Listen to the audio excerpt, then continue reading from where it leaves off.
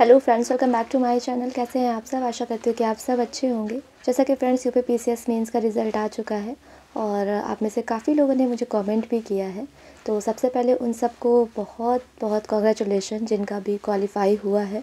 और जिनका नहीं हुआ है तो वो परेशान ना हो, क्योंकि सीट बहुत कम थी और पीडीएफ खोलते ही ख़त्म हो गया। तो इतने कम लोगों का सिलेक्शन हुआ है इंटरव्यू के लिए।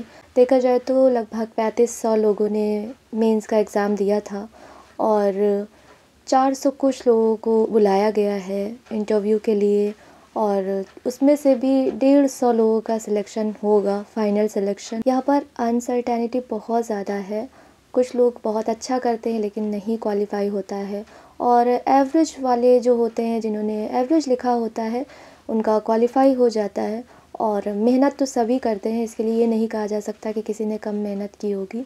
तो चलिए अब मैं अपनी बात करती हूँ। जैसे कि मैं आपके साथ अपने सारे रिज़ल्ट और एग्ज़ाम एक्सपीरियंस शेयर करती हूँ, ताकि आप लोगों को रियलिटी पता चलती रहे। मैं वही सारी चीज़ें आपके साथ शेयर करती हूँ जो मेरे साथ होता है, ताकि आप सब अवेयर रहें रियलिटी से। तो जो सबसे ज़्यादा कमेंट्स आए हैं आप लोगों के, वो रिज़ल्ट के बारे में आए हैं, और दूसरा मेरा कौन सा अटेम्प्ट था इसके बारे में आए हैं। तो ये दोनों क्वेश्चन के आंसर मैं इस वीडियो में दूंगी।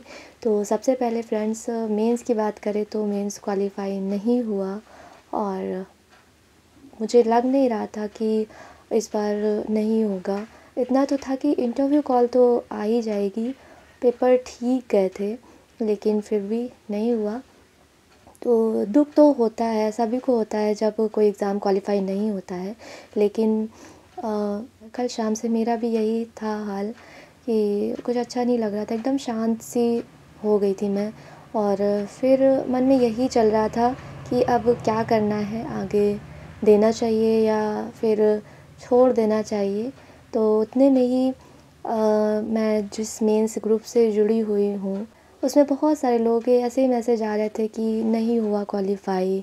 बहुत कम लोग थे जिनका क्वालिफ़ाई हुआ, अच्छा लगा। लेकिन बहुत से लोग ऐसे थे जो इस तरह के कमेंट कर रहे थे कि मेरा 6 बार नहीं हुआ, मेरा 7th बार नहीं हुआ, मेरा चौथा था और मेरा लास्ट अटैम्प्ट था। फिर मैंने वही सारी चीज़ें अपने ऊपर रख कर के सोची कि अगर मुझे छोड़ना है तो उसके लिए भी रीज़न चाहिए। फिर मैंने सोचा, क्या मैंने इतना प्रयास किया है अभी तो मैंने बस, मुझे कुछ ही दिन हुए हैं, कुछ लोग तो बहुत दिनों से लगे हुए हैं, लगातार प्री में सफल हो रहे हैं और मेंस लिख रहे हैं, लेकिन नहीं हो रहा है। तो मेरे साथ ऐसा भी नहीं है अभी कि मैंने इतनी मेहनत कर ली है, जब वो नहीं छोड़ रहे तो मैं क्यों छोड़ दूँ।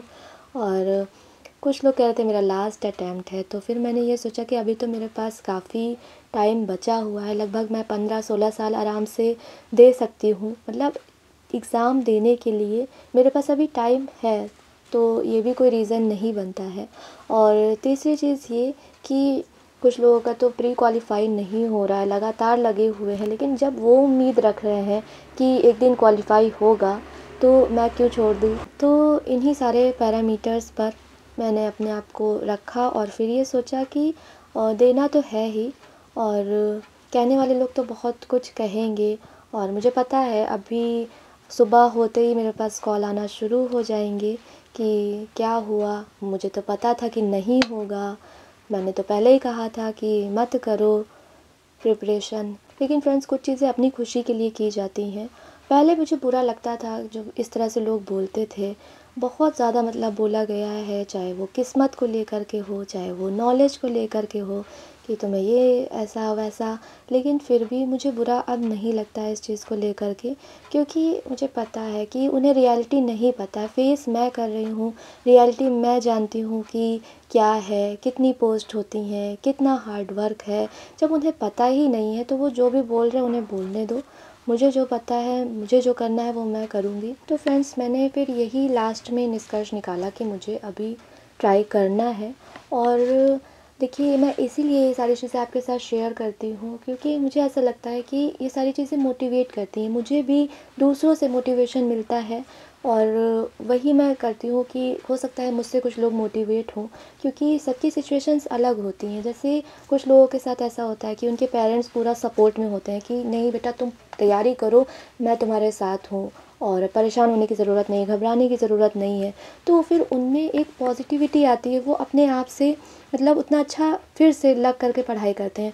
लेकिन जिन लोगों के साथ ऐसा नहीं है, जिनको ये कोई बोलने वाला नहीं है, सिर्फ़ यही बोलने वाले लोग हैं कि मुझे तो पता था नहीं होगा, मत करो, नहीं हो पाएगा, तो फिर उन्हें खुद से मोटिवेट होना पड़ता है और उसके लिए वो अपने जैसे दूसरे लोगों को देख कर के मोटिवेट होते हैं। जैसे कि मुझे कल ऐसा फ़ील हुआ, जो दूसरे लोग बोल रहे थे, तो उनकी सिचुएशन से मुझे ऐसा लगा कि मैं थोड़ा-सा फिर ठीक हूँ अपनी जगह पर। और दूसरी चीज़, मुझे उन लोगों पर ध्यान देने की ज़रूरत नहीं है जो ये बोल रहे हैं कि नहीं होगा, मत करो, क्योंकि मुझे इस चीज़ से खुशी है कि मैं कुछ तो कर रही हूँ जो मुझे पसंद है, बस। और अब बात करते हैं कि मेरा ये कौन-सा अटेम्प्ट था। तो फ्रेंड्स देखिए, उससे पहले मैं आपको एक छोटी-सी स्टोरी बताना चाहूँगी अपनी, क्योंकि आप डिमोटिवेट ना हों और सिचुएशंस को समझ सकें। तो सबकी सिचुएशंस अलग-अलग होती हैं। तो मेरे साथ क्या था कि 2020 का टाइम था जब मेरा ग्रेजुएशन कंप्लीट हुआ, और उस टाइम कोविड भी चल रहा था और सब घर में थे। तो बस यही सिचुएशन थी कि जो भी आ रहा था बस यही बोल रहा था कि अब मतलब शादी कर देनी चाहिए। जब घर में रहो, घर वालों के सामने रहो, तो पता नहीं क्यों ऐसा लोगों को लगता है कि बस बाहर भेजो, शादी कर दो, ये कर दो, वो कर दो। अरे पूछो तो सामने वाले से करना है कि नहीं करना है। ऐसा कुछ था नहीं कि कोई मेरी सुनता। और यहीं पर बस ये एक लगता है कि काश मम्मी होती जो सपोर्ट करती, जो चीज़ों को समझती और घर वालों को समझाती, लेकिन ऐसा नहीं था। तो मुझे वहाँ पर एक डिसीज़न लेना था अपने लिए कि मुझे क्या करना है।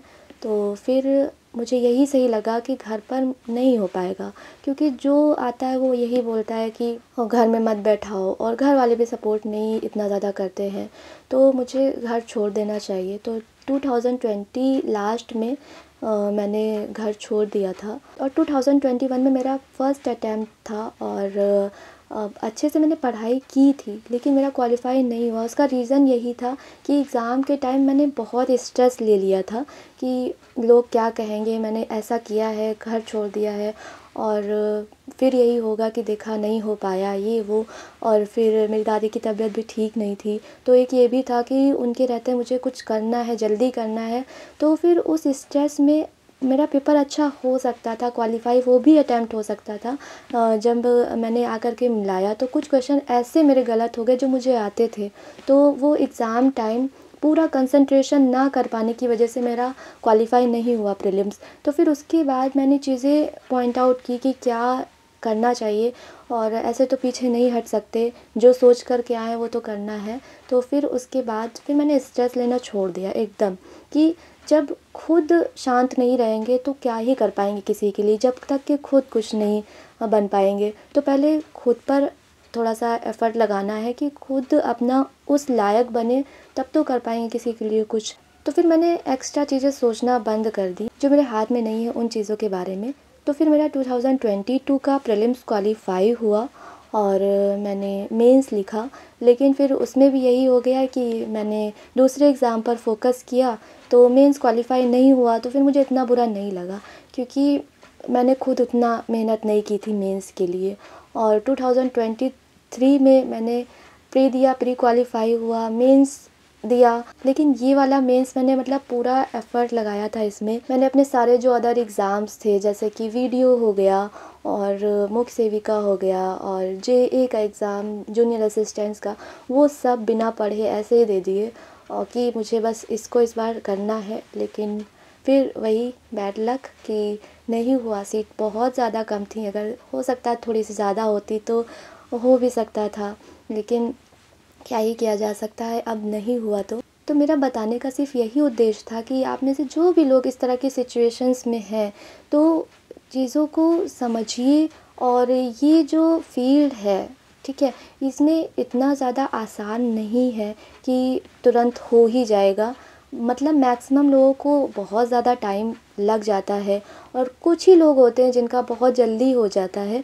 तो ये चीज़ सोच कर के आनी है इस फील्ड में कि कुछ भी हो सकता है। तो एक अपना सेकंड ऑप्शन ज़रूर रखिए कि अगर बाय चांस इसमें नहीं होता है तो एक आपके पास सेकंड ऑप्शन रहे, ताकि आप उतना मेंटली प्रेशर ना लें। तो जितना हो सके उतना ज़्यादा प्रैक्टिकल रहिए, और लोगों को देख कर के अपनी राय मत बनाइए। जैसे कि आपने सुना होगा, जब तक के पानी में उतरते नहीं हैं तब तक के तैरना नहीं आता है। अगर आप करना चाहते हैं तो हो सकता है कि आपका फर्स्ट अटैम्प्ट में हो जाए, और हो सकता है कि ना भी हो, तो कुछ भी हो सकता है। तो जो लोग भी मेरे साथ नए जुड़े हुए हैं, जो पहली बार देने जा रहे हैं, तो उनको घबराना नहीं है। बहुत मतलब आराम से चीज़ों को लीजिए, आराम से पेपर दीजिए, तो उसमें चांसेस ज़्यादा है कि आप क्वालिफ़ाई करेंगे। बहुत से लोग कमेंट करते हैं कि बहुत टेंशन हो रही है, बहुत घबराहट हो रही है, ये वो। तो ऐसा नहीं करना है। आप सिर्फ अपनी पढ़ाई को लेकर के परेशान होइए, जो आपके हाथ में है। बाकी आपके हाथ में अगर कुछ नहीं है तो उसको छोड़ दीजिए, ठीक है। और किसी की मत सुनिए, क्योंकि जो सोसाइटी है, समाज है, इसने बहुत लोगों की जान ले ली है, ठीक है। सिर्फ कह कह करके, अपनी चीज़ें थोप थोप करके। तो ऐसा नहीं करना है, किसी की नहीं सुननी है। आपको जो अच्छा लग रहा है आप वो करिए। मुझे भी यही सही लगता है कि मुझे जब तक ये लगता है कि मुझे करना चाहिए, मैं तब तक करूँगी और अपना पूरा बेस्ट करने की कोशिश करूँगी। और जब मुझे ऐसा लगेगा कि हाँ, अब मुझसे नहीं होगा, तो मैं खुद उस चीज़ को अपने हिसाब से छोड़ दूँगी। तो ये मेरा पॉइंट ऑफ व्यू है, ठीक है। और बाकी अगर आपके जो भी डाउट्स हैं आप मुझसे पूछते रहिएगा, और मैं जो भी चीज़ें हैं वो आपके साथ शेयर करती रहती हूँ, और आगे भी इसी तरह से अपनी जर्नी शेयर करती रहूँगी। और मिलते हैं नेक्स्ट वीडियो में, तब तक के लिए सभी को ऑल द बेस्ट और बाय बाय।